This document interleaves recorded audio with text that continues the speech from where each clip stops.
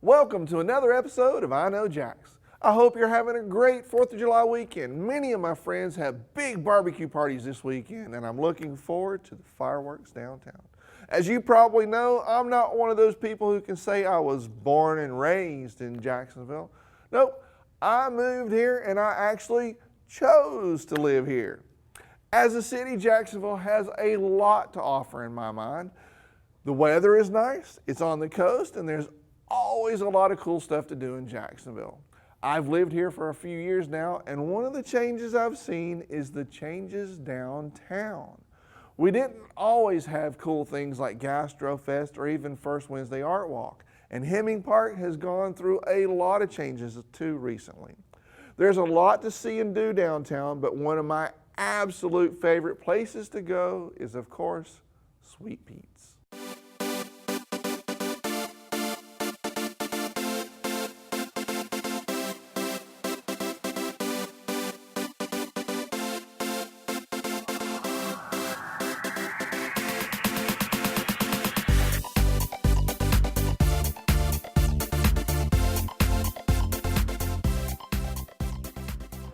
So I'm at Sweet Pete's hanging out with Sweet Pete himself, and we're checking out something new they have here. It's the dessert bar. How did you guys come up with this idea, man? Well, we had ice cream at our old location on Pearl Street, but now with a bigger space, we had to really fill it up, right? You're like, I got an idea. So we wanted to have all kinds of things that kind of go with ice cream, right, and support ice cream sales, sure, and things like cookies and cakes and everything else under the sun, and you've got like that. 50,000 types of cakes behind us. Oh my and gosh, we cookies. got It's crazy. cupcakes galore, cookies, all kinds of things. So now, tell me a little bit about what's unique here at the dessert bar. Well, the dessert bar, we have all kinds of unique cupcakes with different flavors. Ice cream, I make the fudge sauce and the caramel sauce. Yeah. My own recipe, we make it fresh every day. Fresh baked cookies. Okay. Just a variety of great treats to have and a unique atmosphere. Where else are you going to You're not going to find this anywhere else? Definitely not downtown Jacksonville. No, so well, that's awesome. I heard it through the grapevine that Christopher's going to make us some ice cream. He will make us some ice cream. Where did Christopher go? Well, he's going to. I'm going to make him do that for me by myself. How about that? Okay. We're going to leave you out of this. Okay, that's fine. I hear you have some candy. I've got work to do back there. I know. Get to work. What are you doing standing here talking to me? Offer, we're going to make an old traditional root beer float. Root beer float? Yes. Heck yeah. Show us how it's done. All right, I'll show you how it's done. Sweet Pete style. We're going to take 3 large scoops of vanilla ice cream. We'll do 3.5 today. My waistline can handle 3.5 scoops. Heck yeah. Now we're going to snap open the soda. This is Virgil's root beer. Beautiful. This is my favorite part. And the important thing is to overflow. Slow pour. Overflow. Oh, yes. There you go. That is beautiful. You see that? Now that's like poetry in motion. And then to top it off, we'll take another smaller scoop. Oh, just. Oh yeah, just for the aesthetic. Just for the heck of it. And that's not all. Oh. This is the Cadillac of floats. We don't half-ass anything here at Sweet No, Pete's, not at all. Not at all. And we've got a all-natural maraschino cherry from the top. There you go. That's awesome. All you need now is a straw. The straw is here. It's nice. It's a nice big straw. Big sip. Oh, there you go. Good one. There you go. Perfect. How Ready to awesome go. is that? With a little to spare. As well. Awesome. But today we're going to do a chocolate sundae with salted caramel sauce. Nice, a little bit of both. Whipped cream and nuts. Let's do it. All righty, you got it. So we're going to give some generous portion of ice cream. You're not joking on the generous part. All right, there you go. And now for the magic sauce, Sweet Pete's salted caramel that sauce. Stuff is so good. A little skosh. Yeah, just a little more. Oh yeah, that's there good. You go. You know what's good about all this? Calorie free, no problems. When you walk through Sweet Pete's stores, calories throw that don't out count. of the way. Calories don't count. Okay, now we put on some whipped cream. I know what comes next. There's your cherries. Don't rush me. No, don't rush me. No, we make oh, it you even drizzle more again? special. Oh, my Absolutely. goodness. You're no joke with the caramel here. Oh, yeah. That's awesome. Little bit of nuts, just a tad, just to top it off. There we go. We Now have that a looks- salted caramel chocolate sundae. That looks edible. You're gonna check it out. I You're think gonna try. you know I will. So are you guys gonna come and hang out with me at Sweet Pete's Dessert Bar? Because this is awesome.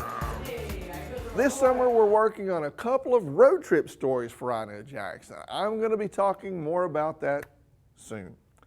I'm very excited about it. I love traveling and I love going to new places, especially when I can share the experience with you. Now, speaking of which, next I'm going to share a completely different experience.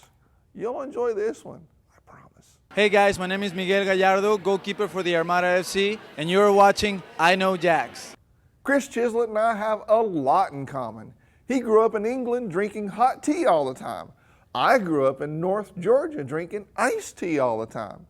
In England, he went to pubs and ordered pints of lager and hung out with his mates.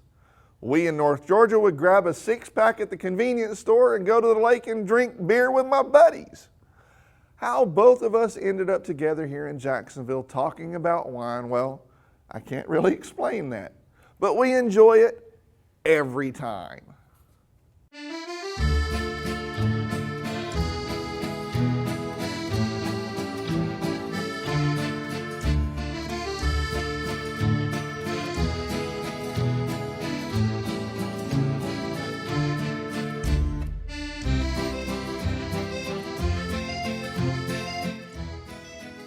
Today I'm with my buddy Chris Chislett, the wine guy at Royal Palm Village Wine and Tapas. And today we're going to talk about something pretty controversial. Now, Very. I was reading on your blog. This is front page news kind of stuff. This is big. Wine and cheese. Do they go Yeah. together? You know, it's the whole wine and cheese thing. It's even just wine and cheese as a sentence. People have wine and cheese They go parties together, and all this like kind of peanut butter and jelly. Yeah. Well, I got somebody that asked me about this. It's a little over like 2 months ago. So I went to a wine tasting. I was doing like 40, 50 different wines, and you kind of get to And a they were point, hammered right? at that Oh point. yeah. I mean, at that point you don't even care. But what's the way to kind of keep your palate in check? Because by the 30 or 40, I mean, even if you're spitting or even if you're just taking small sips, what's the way to keep your palate in check? Is it water? Is it crackers? Is it cheese? And wine and cheese, it's kind of been promoted as like this match made in heaven Yeah. kind of thing. And sure, you can pair wine with cheese, but personally, to me, cheese, I find, if anything, kind of coats your palate a lot Right. more, blocks those taste buds, Right. and if anything, it kind of inhibits your taste buds a little bit. Right. So I That kinda makes personally, sense. yeah, I That'd think be that's like pouring milk over your tongue. yeah, and well, then- exactly. Yeah. It's kind of the thicker, creamier cheeses are definitely the harder ones. Right. But personally, that's where I stand. Is that wine and cheese really isn't this pairing that it's kind of made out to be. Personally. Especially if you're tasting wine. Yeah, definitely. If you're tasting wine, sure, there's no problem drinking wine and having some cheese. But if you're really make that trying clear to, for the people out there who oh aren't, yeah, I that, don't want I don't want nasty it's my angry audience. letters next week. But the whole concept of wine and cheese, I just don't think it's this match made in heaven kind of perfect pairing. Gonna help you appreciate the wine as much as people think water it will. and crackers. Personally, water and crackers if you're really just trying to enjoy the wine itself. So you heard it here first. Wine and crackers, not wine and cheese. We'll see you guys again on the next Wine Guy segment. I always enjoy going downtown in the summertime. It's nice to go to the waterfront, hang out at the landing, or go to Hemming Park. Next, we're visiting one of my favorite hangouts downtown.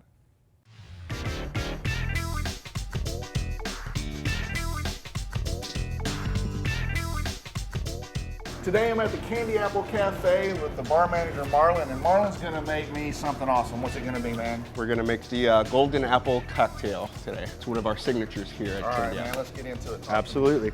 We're gonna start with 2 ounces of vodka, Okay.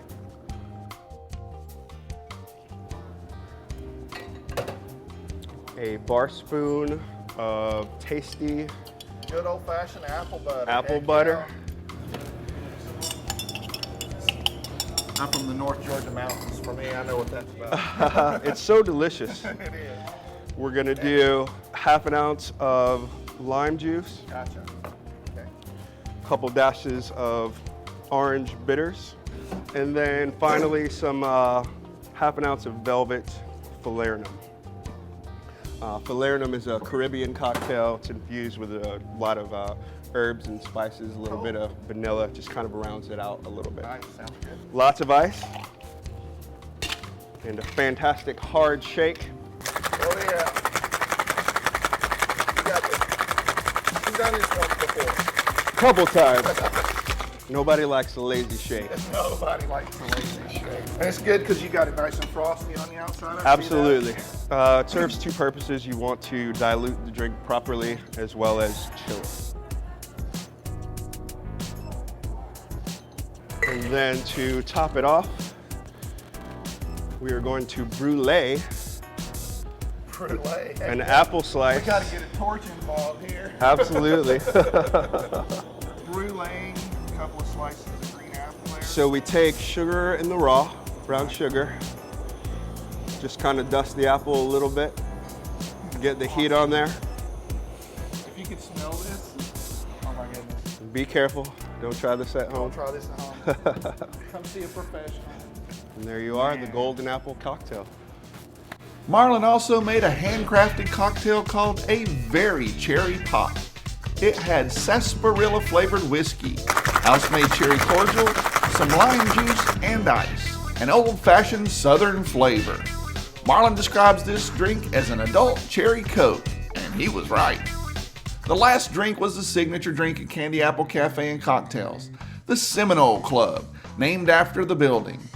To it. We're gonna dry shake it, which means we're gonna shake it without ice before, so that we emulsify the egg whites.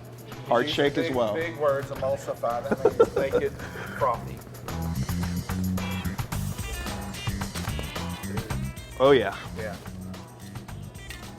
You can tell that it's Oh yeah, nice. mixed pretty nicely. Now we're gonna add ice Do it all over again. and do it all over again. So it's definitely a workout. So if you really want to mess with Marlon, come down and order like 5 of these. Absolutely, at the busiest time. I'm gonna let you shake this one. You go right ahead. To have the technique down. That's the Seminole Club. It's an old school gin-based drink.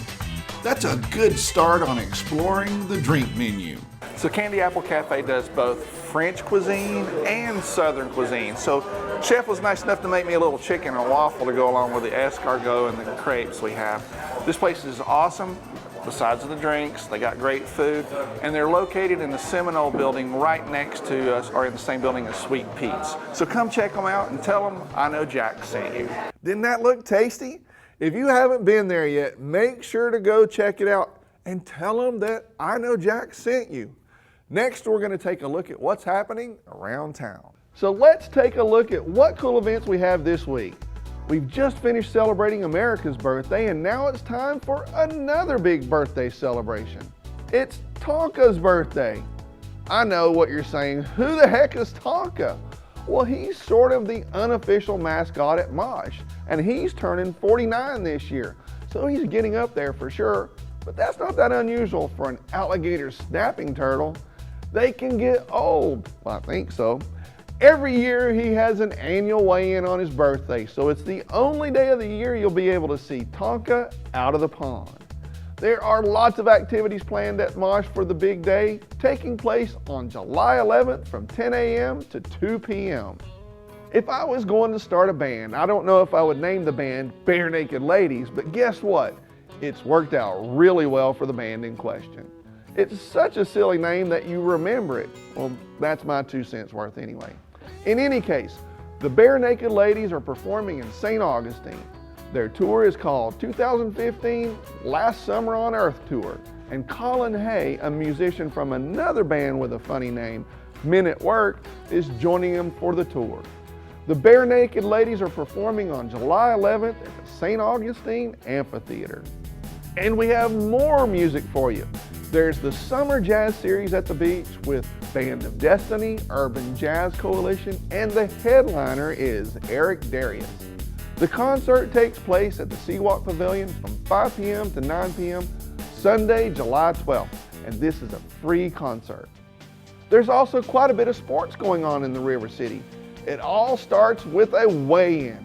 And now we're not talking about snapping turtles either. There's a weigh-in at the Jacksonville Landing on July 9th for some pro MMA. This time they're setting up the event right at the landing stage, and that could be pretty cool.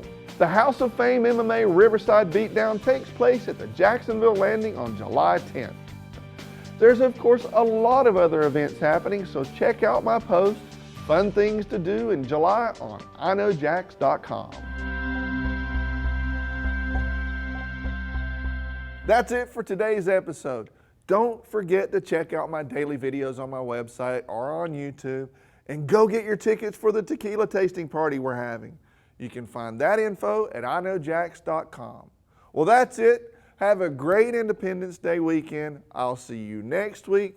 But before that, I'll see you on the internet.